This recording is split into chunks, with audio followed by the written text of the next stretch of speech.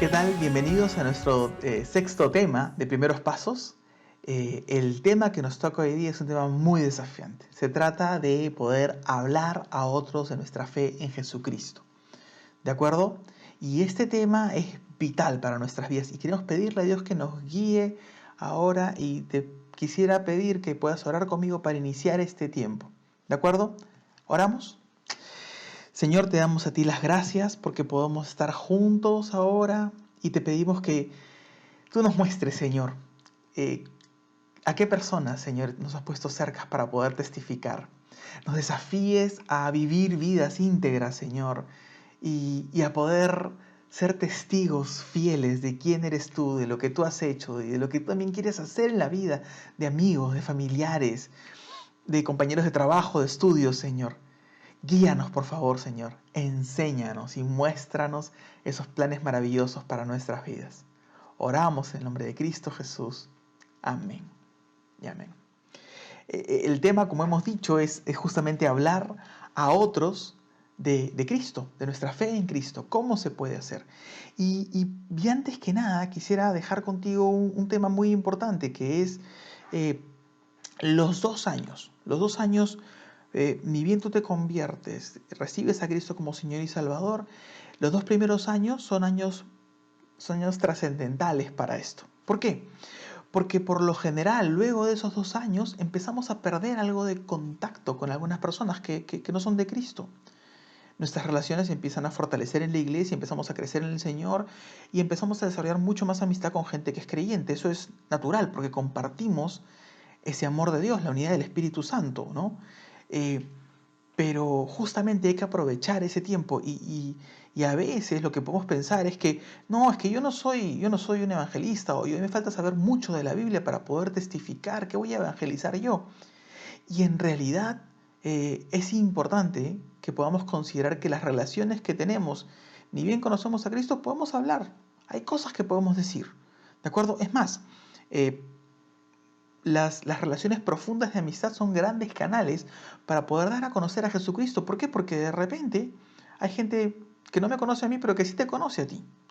Y que tú puedes llegarle. Y no necesitas que venga un guía o un pastor a hablarle a alguien, sino que lo que Dios ha hecho en tu vida puede ser una herramienta para que tú puedas hablar justamente de eso a otros. De eso vamos a hablar ya al final del tema, pero básicamente, este tema es desafiarte a que ser un testigo de Cristo.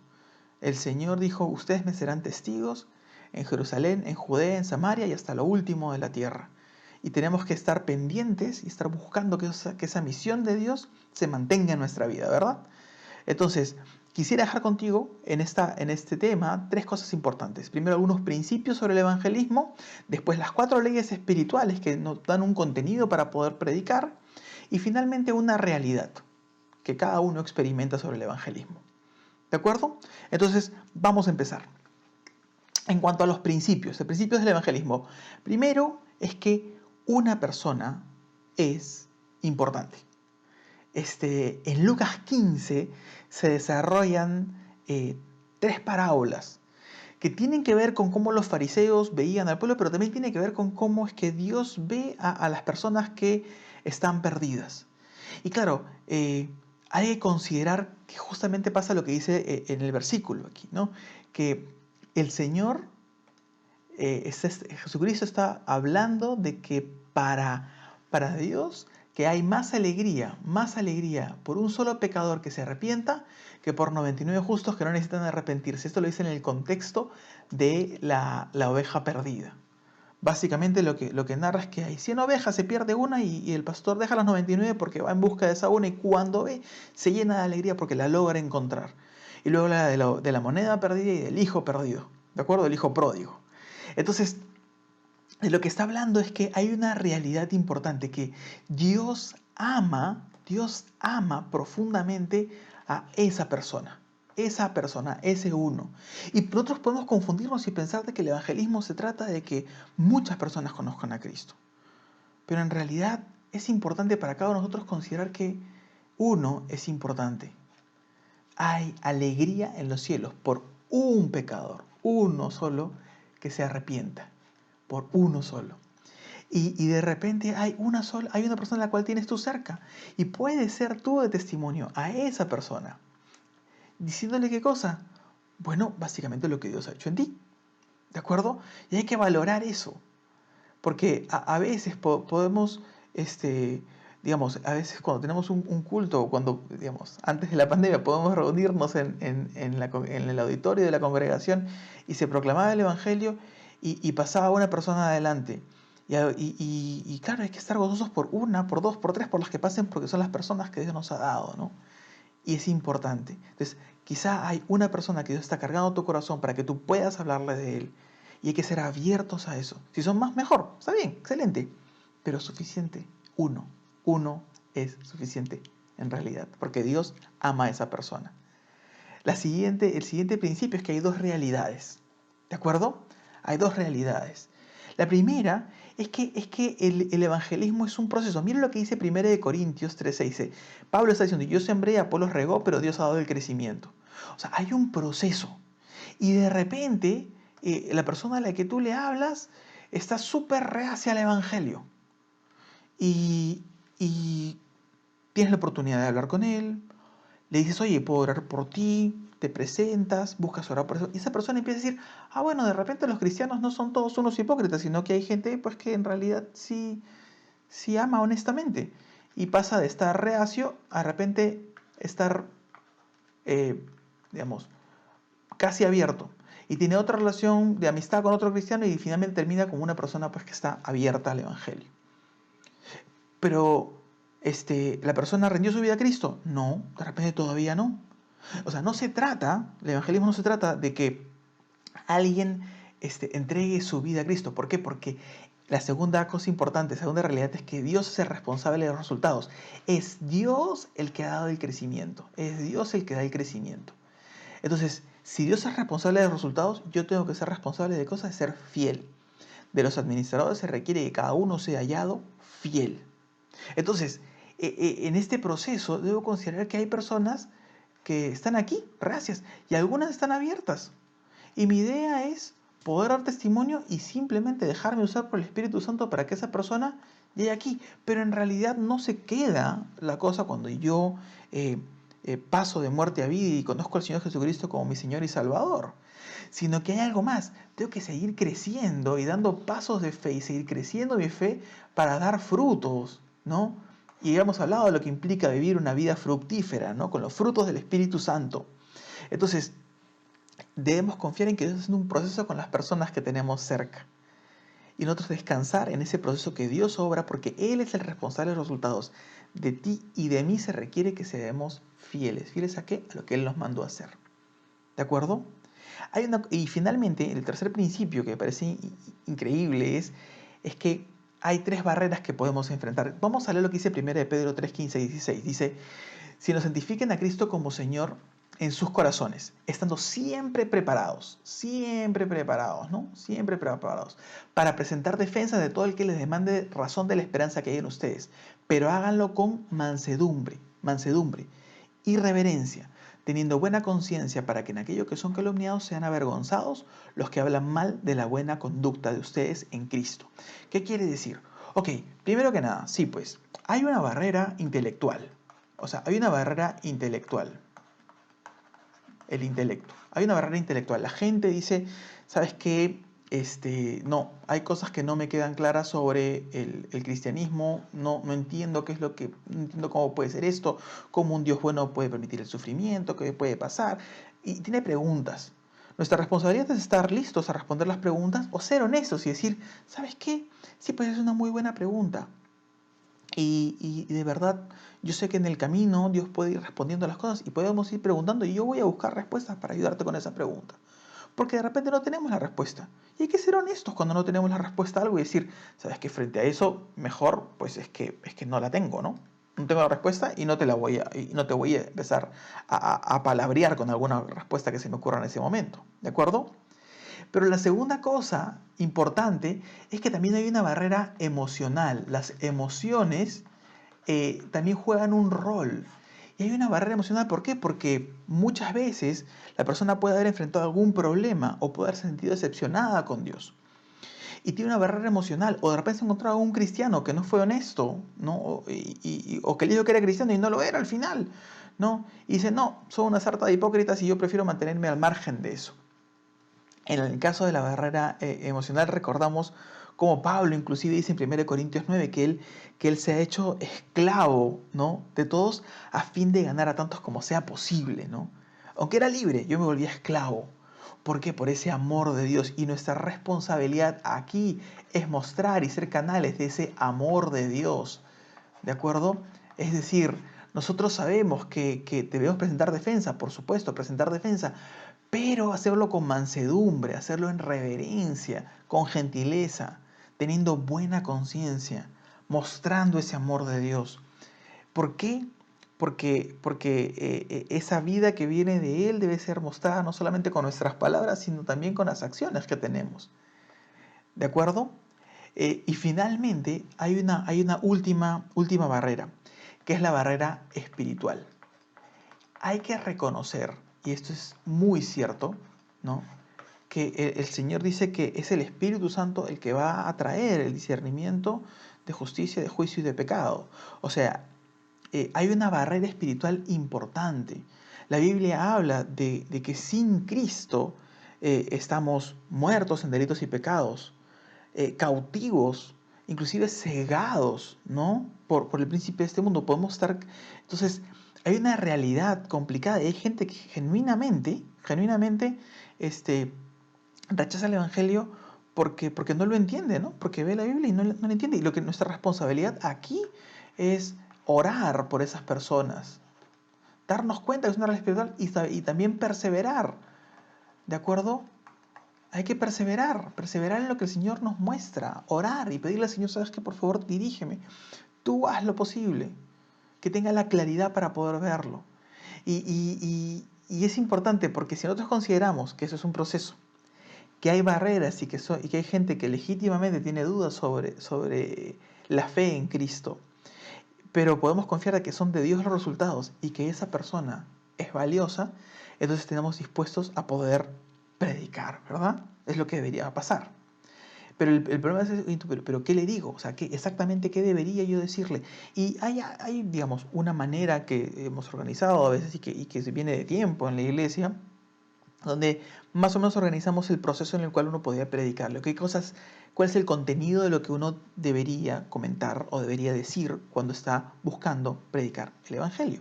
Y son las 4 leyes espirituales. Son muy simples y lo que buscan es dejar en claro cuál es el plan de salvación, qué es lo que cuál puede ser el contenido de lo que vamos a predicar. ¿De acuerdo? La primera ley espiritual, que es maravillosa, ¿no? Dios te ama y tiene un plan para ti. ¿De acuerdo? Dios nos ama a todos. De tal manera amó Dios al mundo. Y acá cuando se dice que amó al mundo, a lo que se refiere es a la gente. Amó al mundo, no ha amado al globo terráqueo. Está hablando a la gente, a todo el mundo. ¿De acuerdo? Que ha dado su Hijo unigénito para que todo aquel que en él cree no se pierda, mas tenga vida eterna. Es una oferta de Dios. ¿De acuerdo? Pero hay un amor de Dios y Él tiene un plan para ti. Cristo dice, yo te he venido para que tengan vida y para que tengan una vida en abundancia, ¿no? Una vida completa, una vida con propósito. Y esta vida abundante, ¿por qué la mayoría de personas no la están experimentando? ¿Por qué pasa bueno, si esta es la provisión de Dios, ¿por qué es que vemos que la gente rechaza a este Dios de amor? Bueno, porque hay una realidad. Hemos pecado, ¿de acuerdo? Entonces, en Romanos 3:23 dice, por cuanto todos pecaron, están destituidos de la gloria de Dios. Entonces, de lo que se trata es que nuestro pecado, ¿no? Nuestro pecado nos ha separado de Dios. Como yo soy un hombre pecador, estoy separado de Dios. Y por lo tanto no puedo conocer, no puedo experimentar el amor y el plan de Dios para mi propia vida. Y uno dice, oye, pero en automático uno puede rechazar esta idea, ¿no? Y a mí me gusta mucho un ejercicio que hago a veces y yo le llamo el buenómetro, ¿no? De repente si yo tengo un buenómetro, ¿no? Tengo algo así como cuán bueno puedo ser, y claro, si yo pongo pues acá a Hitler, estaría casi aquí y quizá estaría pues jalado, ¿no? Con negativo. Y si yo elijo al presidente corrupto que, digamos, que desees, ¿no? Estaría también poquísimo, ¿no? Estaría bien abajo. Por supuesto, si ponemos, no sé, pues, a la Madre Teresa de Calcuta, que ya falleció, ella tendría más puntos, pues, ¿no? De repente, bueno, yo, ¿no? Podría decir, o tú podrías estar aquí, pues, ¿no? Decir, mira, ¿sabes qué? No, yo estoy por acá. Entonces, tú dices, oye, pero queda claro, pues, ¿no? Acá estamos los buenos y acá están los malos. Y en nuestra visión corta podemos decir, mira, qué interesante. Pero en realidad la comparación no es entre seres humanos. Y lo que hay que entender es que si es que ponemos en la escala a Cristo, ¿de acuerdo? Cristo no se queda acá. Su bondad está fuera de la escala. O sea, Cristo tendría pues una bondad que saldría completamente de la escala. Y cuando veamos la bondad de Cristo frente a lo que somos nosotros, veríamos más o menos algo como esto, ¿no? Por aquí estaría Hitler, por aquí podría estar el presidente corrupto, Madre Teresa, nosotros, quien quieras, y Cristo estaría fuera de la escala, por completo, ¿no? Fuera de la escala. Entonces, esta es la realidad. En realidad aquí estamos todos los malos y aquí está el único bueno. Solo Dios es bueno, es Jesucristo. Y esto es complicado porque si bien fuimos creados para tener una comunión con el Señor, el hecho de que el pecado entrara en el mundo hace que decidimos de manera voluntaria escoger nuestro propio camino, sacar a Dios de la ecuación, ¿no? Y finalmente, la paga del pecado es muerte. ¿Y qué cosa es muerte en esencia? La muerte en esencia es separación. Entonces, los hombres decidimos vivir separados de Dios. Esa es la realidad. ¿De acuerdo? Esta realidad es quizá la más difícil, es la que gente no acepta fácilmente. Dice, no, pero me resisto a la idea de pensar de que yo pueda ser una persona mala. Y en realidad es un problema, pues porque lo somos. Pero no nos quedamos ahí, no se queda ahí, sino que Jesús es la única provisión de Dios para nosotros. Y esto es lo hermoso, porque Dios nos ama, ve la realidad del pecado, ¿de acuerdo? Y como nos ama, pero también es justo, envía una provisión para nosotros. ¿Por qué? Porque alguien tiene que pagar, porque la paga del pecado es la muerte. Alguien tiene que pagar y Jesucristo vino para pagar por nuestros pecados. Como lo dice 1 Corintios 15:3, Cristo murió por nuestros pecados. Murió por nuestros pecados. ¿Por qué? Porque la paga del pecado es muerte. Alguien tiene que morir. Si no muero yo, muere Cristo, ¿no? Fue sepultado y resucitó el tercer día conforme a las Escrituras. Apareció a Cefas, después a los 12, después apareció a 500. Esto fue escrito 20 años después de la crucifixión. Cuando se escribe 1 Corintios todavía hay gente que está caminando, que está y que dice, yo también lo he visto. O sea, el cuento de que la Biblia es algo que se genera 300 años después de la crucifixión es un cuento nada más. Este libro, 1 Corintios, fue escrito 20 años después de la crucifixión aproximadamente. Entonces tú dices, oye, ¿cómo puede haber un testimonio que puede ser tan fácilmente rebatido, ¿no? Y la gente dice, oye, pero ¿quién lo ha visto? Y había gente que estaba viva en ese momento que había visto a Cristo resucitado, ¿de acuerdo? Entonces, Jesús es esa provisión de Dios, ¿de acuerdo? Entonces Cristo muere por nosotros para poder tomar nuestro lugar. Entonces, esa no es y el hecho de ser cristiano no es solamente aceptar intelectualmente, sí, pues Cristo murió por mí y lo dejo ahí. No, es que tiene que impactar mi vida, pues. O sea, mucha gente cree que esto es una cuestión de, ya conozco una serie de verdades y ya está. No, es que hay una realidad trascendental que es conocer la gracia, ser impactado por la gracia de Dios y recibir la vida que viene de Él. ¿De acuerdo? Por eso es que cuando yo recibo a Jesús como Señor y Salvador, experimento su amor. Quiero andar en el plan de Dios para mi vida. Quiero conocerlo más. ¿De acuerdo? Entonces, recibir a Cristo, y mucha gente cree, ¿no? Mira, pero yo creo en Dios. Y cree que todos somos hijos de Dios.